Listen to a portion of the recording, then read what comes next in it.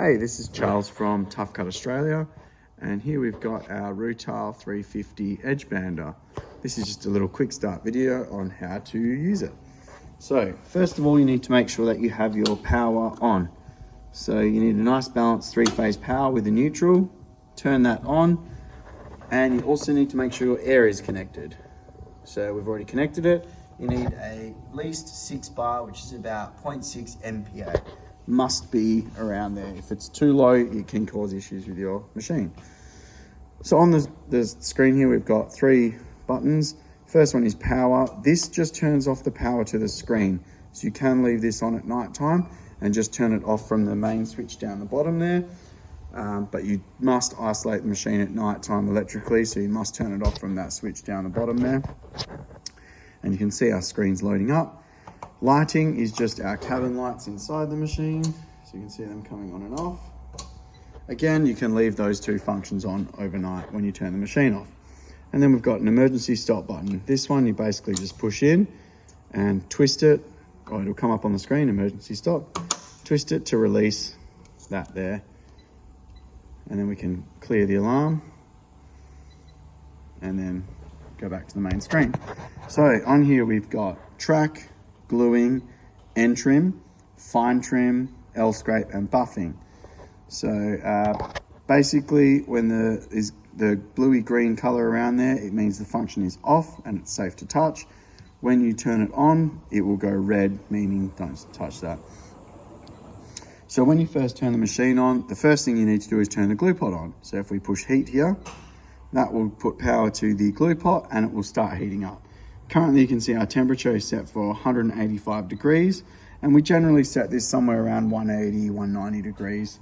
Does depend on what glue you use, but 180 works well with these machines. Then we've got our temperature at the top. So our current temperature is 169.9 because it was previously on, so it's already warm. And our keep temperature is like a standby. So basically, when we don't use the machine for a period of time, it can drop down and run that standby temperature at 100 degrees, or we can just push keep warm and it will drop the temperature down and maintain 100 degrees. So it's a little bit quicker when you come to turn the machine on. So again, we'll turn the heat on because we want that on, and we'll go through the bottom here. So light is the infrared lamp. So when it's the cooler months of the year, you definitely want to have this guy on. It helps to take out the moisture from in the panel and gives you a much more stronger bond.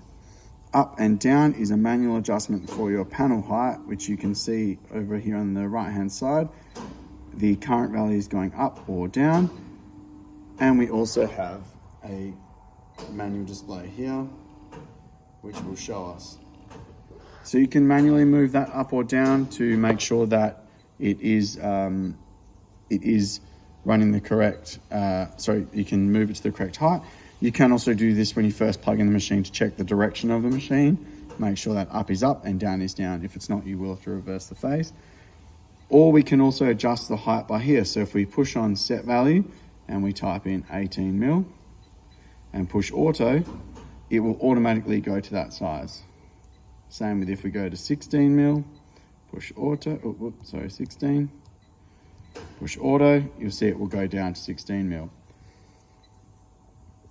Now, if the feed track is running, you cannot adjust the up or down. You can see it's not doing anything. If I type in 18 and hit auto, it won't work. You must have the feed track off and then it will move up and down. That's just the safety of the machine. So as we go along, we've got mist spray, which is our chemical spray at the end of the machine, just before the buffs. Auto is for that set value function. And then down the bottom here, we've got settings, which will go to our settings page. Alarms, we can see active alarms, and you can reset them. And then we've got our 3 feed speeds, 12 meters a minute, 15 meters a minute, and 20 meters a minute. Generally, you run it on about 12 meters a minute. You get a better finish on that. But if it's some carcass work, you can run it on the 20 meters or higher. You just will need 2 people because it does run quite quickly. Correcting, you need a password to enter this. This is just to adjust this display. So if it's not currently the correct display, you can reset that. So that's the general touchscreen of the machine, very simple and easy to use. The gluing function will not turn on if you are not at temperature. So if you're about 20 degrees below the set temperature, it won't turn on and it will say low temperature. That's just because obviously if the glue is hard and the roller tries to turn, it could damage something. So it has a function in there to stop it from working. All right. Okay, so obviously we feed from this general direction, and you've got a little pin stop here which will come down every time you feed a panel. Once that goes up, you can feed your next panel through. All right, so emergency stops. We've got an emergency at this end, and we've also got another one down the other end. So if the emergency light is on, check that maybe this one hasn't been pushed in, and you just twist to release that, same as the one on the front. All right, so we can see that there. If the door is open, obviously they're open now, but they are bypassed, but if the door was open, it will come up with an alarm too, saying door open, and that won't clear until we've reshut the door. Okay, so for purposes of this video, I have detached the door panel so I can show it while it's running. Obviously you must have that on for safety. Okay, I will jump in the back now and we'll show loading the edge tape. So as you can see, edge tape comes off here. We feed it through the roller. Let's go on this side, through the roller and into the strip guides just through here. So when you are loading the edge tape through, just pull this back, feed the edge tape through. You need to go through these little guides here. You can see them just down there. And I generally like to feed them all the way out. And then I lower the strip guide down till it touches. So down till it touches, lift it up just about a mil, lock it off. Same with this one, down till it touches, lift it off just a little, and then you set that. If your strip guide is too high, then the edge tape can ride up and it doesn't cover the whole panel, and you'll end up thinking there's something wrong with your edge application. So make sure your strip guides is set correctly for every single roll edge tape. They are all different, even if they say 21 mil or whatever, 22, they do vary a little bit. So it's really important that every time you load a new roll edge, you check this. If it's too tight, you'll have trouble with the edge tape feeding. So if it's not feeding consistently, that's the first thing you check to make sure that that's not causing the problem. So basically with this tab pulled back, it should feel quite loose, not too loose, but it shouldn't have too much resistance on it. When we start the edge tape, we start it from, let's get a good shot of that, just down here where the guillotine is. So you can see I pulled it back just there. So that's where it cuts it off each time. You can see in there. That's where it cuts it off each time, and that's where you start the edge tape from. Okay, so your glue pot, this is your glue pot here. So about the level it's at now is a really good level. You want to have about 15 to 20 mil from this fin, and that will allow you to have sufficient amount of glue. You don't want to have too little, but you also don't want to have too much glue. You can just pour those pellets in, that'll melt, and then you can keep running your machine. If you need to adjust how much glue goes into the machine, glue goes onto the board, that's adjusted by this one here. So basically what happens is as the panel comes through, this air cylinder opens up the glue gate, puts glue on the roller, and then as the panel finishes, it closes to reduce glue on the roller unnecessarily. So basically down here, you have a tiny little gap. If you can just see it, you can just see that there on that bolt, and that's how much the glue gate's going to open. So if we want to increase that and put more glue, we loosen off this 13 mil nut, and then there's an Allen key goes in the end here, I think it's 4 mil, and you turn it away from us, that'll open it up, make that gap bigger, put more glue on it. Vice versa, if you want to go less, then you do it towards you and you come down and that'll put less glue on. So adjustment of the glue is very easy on this machine, but only ever adjust about 1/4 of a turn at a time. Run a test piece to have a look if you've got good even coverage, and then go from there. All right, so now down to our pressure rollers. So pressure rollers down here. We've got 4 pressure rollers. This one is powered, the rest just free spin. Want to make sure they're kept nice and clean. Otherwise, if there's glue build up on that, it can transfer onto the panel and create a bit of a bad looking edge. So down here, we've got our pressure. So for 1 mil edge tape, which is most common that people use, we set that to 1. If we're doing 2 mil, then we can crank that up to 2. Now, if we're going from a low number to a high number, we can always go straight to it. If we're going the other way, we can go back down, past, and then back up. This just gives us a much more accurate reading. So that's your glue application. Here is your infrared light. When you see the panel go through, it'll light up and then turn off when the machine goes through, and it gets hot very quickly and helps to dry the panel and gives you a much more better bond. Here we've got our lubrication pump, which is set to run for about 3 seconds every 999 minutes, but every time you turn it on, it will pump it'll turn itself on and reset. And that just pumps through these guideways onto the track and onto the end saws here. You can also adjust the flow by these 4 screws here. Generally, once you've set them, they're okay, but sometimes after the first week or so, you might need to tweak a little bit, and you just basically just put a flat blade in there, and clockwise will close it, anti-clockwise will loosen it and put more oil, allow more of that oil to flow through. These are our end saws here. So you've got your front end saw and your back end saw.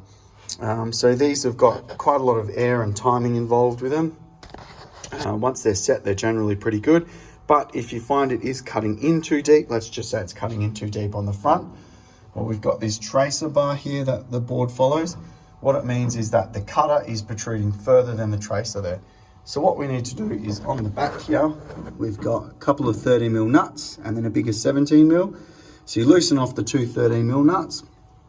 And on this back one here, we would loosen away from us, so turn it that way, that 17 mil nut, just about a quarter of a turn. Obviously it depends on how much, but a bit of trial and error, but always go nice and simple to start. About, excuse me, about quarter of a turn, pull away from us. This will then allow the stopper to pull the motor over a bit. So that way it will expose less cutter. And then we tighten up this first 13 mil nut really tight against the 17, and it pulls itself together. It's like a push-pull system the way it works. So pulls it in, and then basically lock up your next lock nut, do a test, see how it goes, and adjust it from there. If we want to take more off, then what we would do is we go the other way around, and then it would push it in. And the back is the same, just opposite. Another little thing you want to also check is to make sure that when the end saw is up in its up position, ready to go, that this little light's on here. If this light is not on, the gap in between here and there potentially could be too big. There might be some edge tape jam under there, and the machine will throw up an alarm saying that there's an issue and it won't work because it thinks that the end saw is not in its correct position. So when it is in that up position, just have a quick look and make sure that light is up. Again, don't need to touch the pressure gauges there, but there are guides for where it's supposed to be. And some of these gauges don't read when the machine's just running. It's not until it actually does something that it will read. So if you see it and it's got 0, don't freak out. Then we've got our top and bottom trimming. So here we've got our top trimmer and our bottom trimmer here. These are on like a 45 degree. And we've got our 2 guides here. So currently we've got them set for about 1.2 mil. The reason we've got them set for 1.2 is to give it a slight arris. Excuse me, slight arris on the board, so it's not dead square. So the higher that number is, the more radius, the more arris you'll have. So for 2 mil, we would crank them up to 2, and it will put more radius. And you run a piece, test it, and if you want even more, you can go slightly higher. If it's too much, you can go slightly less. So you can adjust that depending on what you want. But we've got them set for about 1.2 for this edge tape here that we're running. Always make sure, it's really important that you keep these guys clean. Also, back to the end saws, that these guides here are kept really clean. If they build up with glue, then it will not give you a positive cut, and then you'll find it might not trim correctly. Then we've got our scrapers here. So these are our radius scrapers. Again, we've got them set for 1.2, and if we were doing 2 mil, we could crank them up to 2. But same sort of system. So we've got our top one here on the left and our bottom one on the right. And these machines are fitted with what we call nesting traces. You can see the 3 rollers here. And they're for hinge holes and things like that. So the panel doesn't drop in to the hinge hole if it's already pre-drilled off a CNC or something like that. So yeah, these here, you can adjust the radius of the scraper. And then if you want to adjust how close it cuts to the board, you adjust this one here. And it kind of works similar to the end saws. You've got 2 lock nuts and then a bolt here. And basically, if you want to expose more cutter, lift those up. We turn this bottom 17mm bolt anti-clockwise, tighten that up, it'll pull it up, it'll lift up the cutter. If we want to go down, expose less cutter and leave a little more on the board, then we would go downwards, tighten this one up nice and tight, and then lock off his second 13mm. There's a little catcher up the top here, which has just got magnetics, or some of them have screws. You can clean out any scrapings and things like that. Then we've got our flat scrapers. These are the glue scrapers. These basically just work like a plain blade. You can see there's a flat blade in there, and there's another one on the top. And they just clamp down onto your workpiece, and then they do that plane and get off that thin bit of glue. And last bit of edge tape, you can kind of see a little shaving. It's very thin here. These here, if you need to adjust how close they cut, you can adjust it by this bolt here and this 13mm. So if you kind of have a look here, if you have a look, these are on a spring, and if I bring it up, it'll cut closer into the board. If I want it to go down, then I adjust this bolt. So if I need to leave a bit more tape on, I loosen off this 12 or 13, I can't remember. Now, do the Allen key in the top, and again, 1/8 to 1/4 of a turn. Really fine adjustment whenever you're adjusting these machines, guys. Just nice and simple and easy. And then lock it back up, run a test piece through, see how it goes. If you need to go more or less, then you just adjust that one screw there. These are our sprayers for our chemical.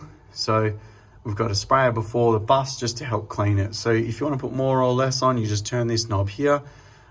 If you go anti-clockwise, it will open up, put a heap of chemical agent on there. If you screw it in, it'll put less on there. Obviously, you don't want too much, because the more you put on, the more mess it's going to make.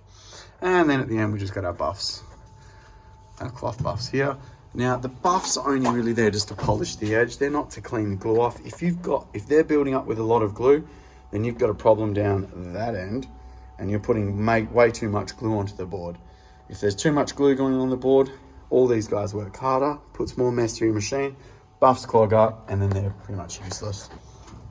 So make sure you do have the correct amount of glue coverage on. Just in this last cabinet, this is our bottle here for our chemical spray. So you just fill that up with your chemical, whichever brand you're using, to help polish and clean the edge tape there. So that's sort of the machine there. It's pretty straightforward. It's just a quick how-to. We'll turn it on, run a piece through, go from there. Okay, so we're going to run a panel through the machine now. So obviously you need to make sure your dust collector is on, make sure we're at temperature, and make sure you've also got this light on for the infrared lamp, especially in those cooler months. Okay, so we turn everything on. Just give it a second for everything to get to their full RPM. So, wait a couple of seconds before you feed your first panel. And then obviously make sure you have it hard against your in-feed fence and feed it through. This little pin will come down, and then once it goes back up, you can feed your next panel through the machine.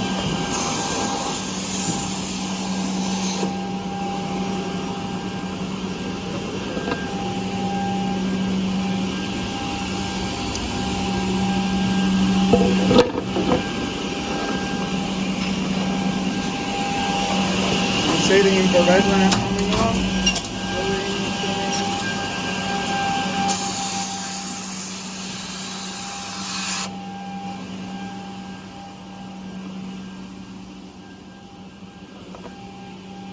We're done. Do that again.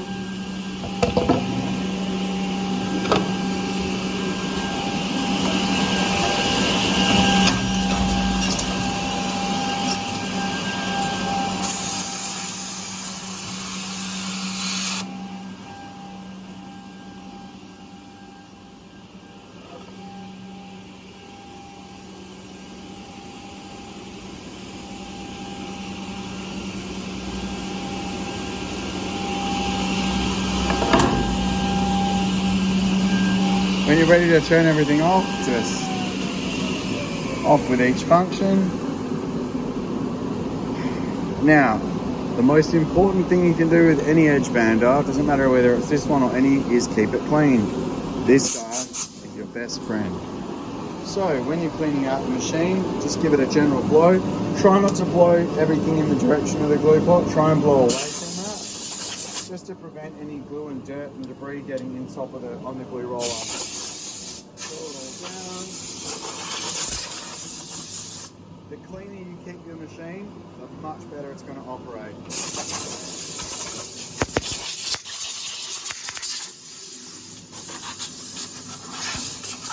Blow down the cutters, scrapers, get rid of any of the bits and pieces. And if you do this after every time you use the machine, it's going to work a hell of a lot better. So when you finish at the end of the day, all you do is just turn it off, turn off your extraction, and then away you go. So I hope you enjoyed this video, guys. If you've got any questions, leave it in the comments or get in contact with us, and like and subscribe, and we'll keep putting a few of these videos up to just make it a bit easier for anyone when they purchase a new machine or anyone looking to buy a new one. Thanks, guys.